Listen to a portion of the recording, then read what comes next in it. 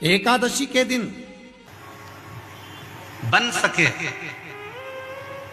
एक बेलपत्र,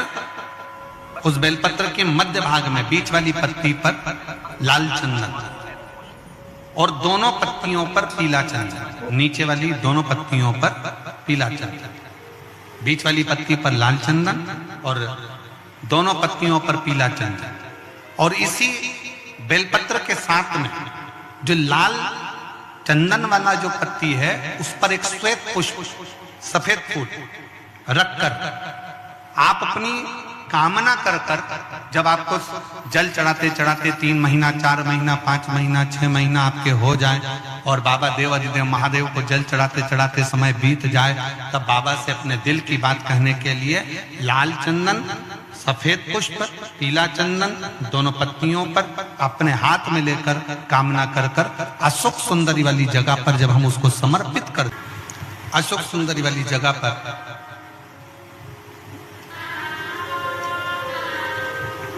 ये शिवलिंग जलाधारी और उसके सामने का जो भाग है उसके मध्य भाग में अशोक सुंदरी का स्थान है। बस इसी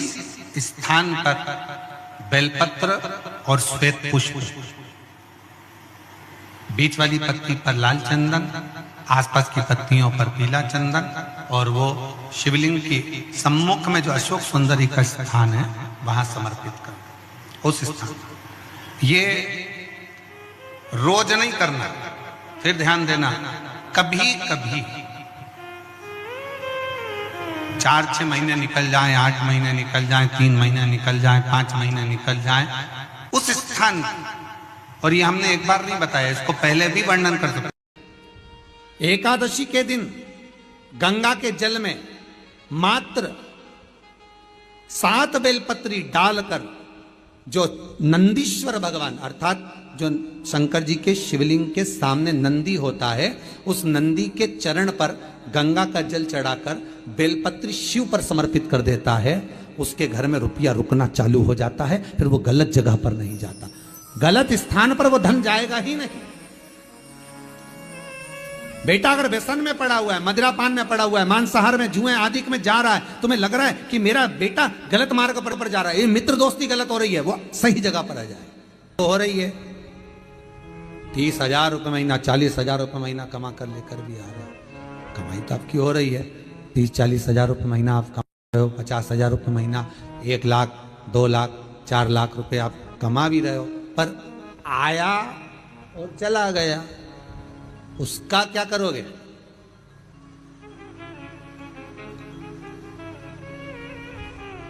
उसका करना क्या है?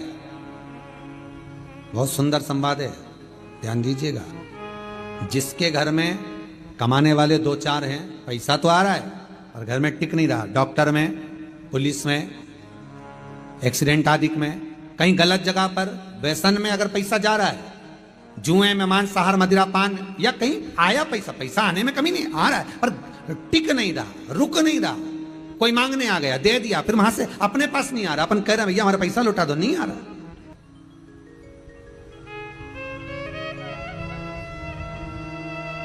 करना है एकादशी। कई लोग इसको धन के लिए भी करते हैं, संपदा के लिए, संपदा के लिए अर्थात जिसका व्यापार नहीं चलता, जिसके घर में पैसा नहीं आता, या नौकरी नहीं लग रही, या सर्विस नहीं लग रही, आप अप्लाई कर रहे हो, जगह जगह जाकर इंटरव्यू भी दे रहे हो और पैसा नहीं आता, तो उसके लिए भी प्रयास किया जाता है। पर उसके लिए यहाँ पर जो धन के लिए करते हैं, उसके लिए विष्णुपदी के लिए करते हैं। मतलब जैसे गंगा के जल में तुलसी के 11 पत्ते डाले जाते हैं। कितने पत्ते डालते हैं? 11 तुलसी के पत्ते डालते हैं, और उसको किसी भी नारायण के मंदिर में, राम कृष्ण शिव,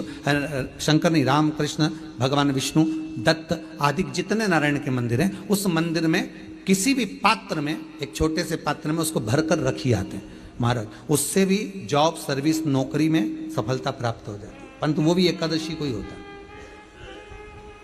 कुछ देर तक पात्र को रखा जाता है, फिर वही पात्र का जल किसी भी वृक्ष के नीचे डाल दिया जाता है, उससे भी नौकरी के लिए फायदा मिलता है। गंगा का जल कोई साधारण नहीं। पैसा, धन ज्यादा आने लगे तो पत्नी को कहना चाहिए कि देखो थोड़ा बहुत मेरा मन है, शिव महापुराण की कथा हो जाए या फिर कहीं सत्कर्म में लग जाए, कहीं ब्राह्मण भोज, साधु भोज, सन्यासी भोज, गुरु जन में, संत जन में, साधु जन में, तपस्वी जन में कहीं लग जाए। ये धर्म पत्नी है। जहां धर्म जुड़ा हुआ हो वो धर्म। महाराज कुछ तिथियां होती हैं जिन तिथियों में अगर आप रोज गंगा का जल शंकर को नहीं चढ़ा सकते तो शिव महापुराण कथा कहती है, स्कंद पुराण कहती है, विष्णु पुराण कहती है, गर्ग संहिता कहती है,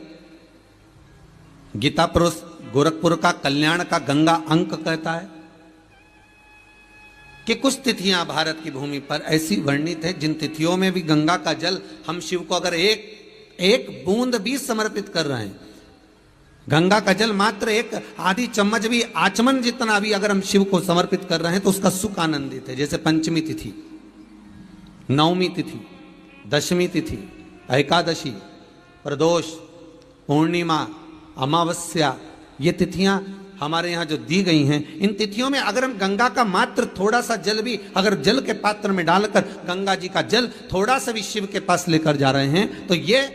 एक भाव अपने भीतर होना चाहिए कि आप केवल गंगा का जल साधारण शिव मंदिर में समर्पित नहीं कर रहे हो, आप गंगा का जल भले अपने घर से लेकर जा रहे हो और थोड़ा सा भी जल ले जाकर अगर शिव को समर्पित कर रहे हो तो तुम्हारे भीतर यह भाव होना चाहिए कि मैं गंगोत्री से जल भरकर सीधे रामेश्वर में ले जाकर गंगा के जल को समर्पित कर रही हूं। श्रावण के महीने में या अन्य महीने में आप शिव को समर्पित कर रहे हैं, यह आपके भीतर एक भाव उत्पन्न होना चाहिए। एक बात आपको कही थी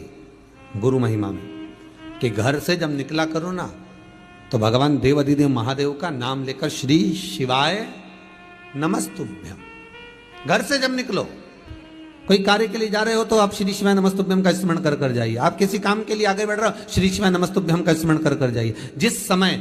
आपके मुख से श्री शिवाय नमस्तुभ्यम का स्मरण हो जाए या शिवलिंग का स्पर्श हो जाए या शंकर का अनुमोदन कर कर ओम नमः शिवाय बोलकर या राम बोलकर, कृष्ण बोलकर, शिव बोलकर, आपके भीतर जो रमा हुआ है, आप राम को मानते हैं आप राम को माने, हम मना नहीं करेंगे, आप कृष्ण को माने तो कृष्ण को माने, हम मना नहीं करेंगे, आपका दिल जिससे लगे,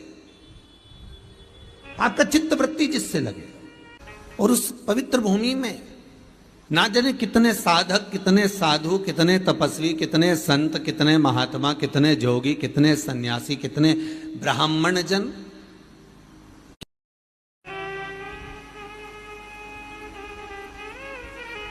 पवित्र भूमि,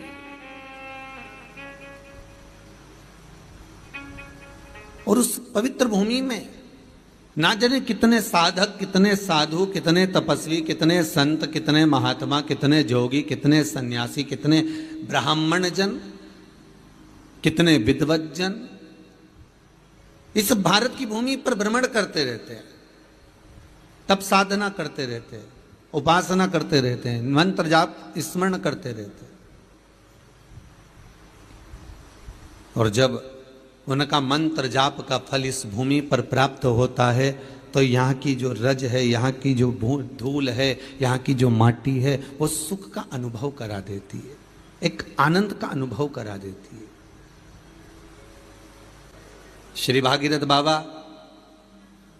गंगा जी को लेकर आए,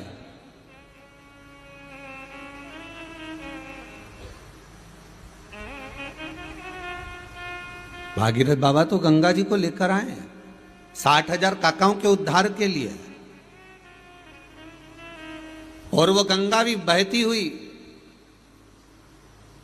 गौमुख से लेकर चलते चलते चलते चलते वो गंगा भी कलकत्ता तक जब पहुंची है, गंगा सागर तक जब पहुंची है तो उसके घाट पर, उसके तट पर, गंगा महारानी के किनारे पर जितने भक्त, जितने साधु, जितने सन्यासी, जितने साधक, जितने उपासक, जितने जीव रह रहे हैं, ये गंगा उनका कल्याण कर रही है, और जो उसकी शरणागति में जा रहा है गंगा उसका उद्धार कर रही है। गंगा किसको संवारती है?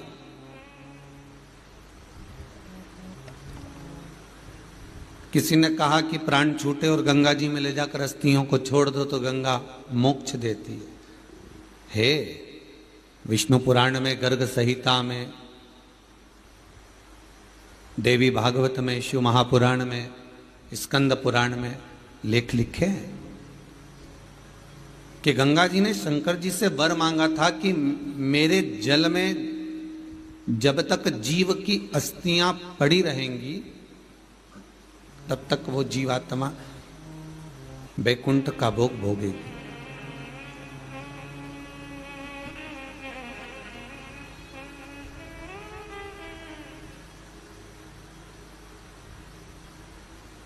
पर गंगा जी ने एक बात और कही है, शिव महापुराण में आपने श्रवण करा ना करा, पर एक बात और गंगा जी कह रही हैं कि मैं तार दूंगी, मैं पापी से पापी जीव का उद्धार कर दूंगी, मना नहीं है। वैसे भी तो भारत की भूमि तो पावन पावन नदियां सारी की सारी जितनी भी हैं ये भारत की भूमि पर है, ये भारत माता पर विराजमान, सारे के सारे पावन तीर्थ इस भारत की भूमि पर विराजमान है।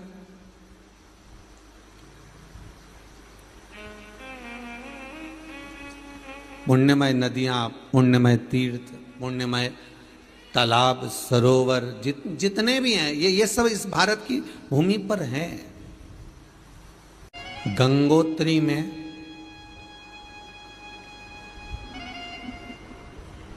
आप लोग गए होंगे, कई लोग गंगोत्री,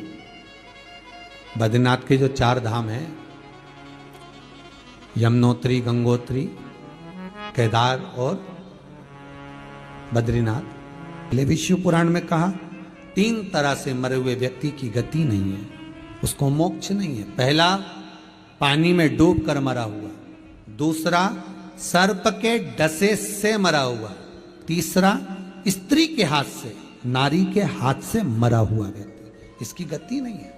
मोक्ष नहीं है इसकी। इनकी गति केवल एक है, वो है शिव महापुराण की कथा।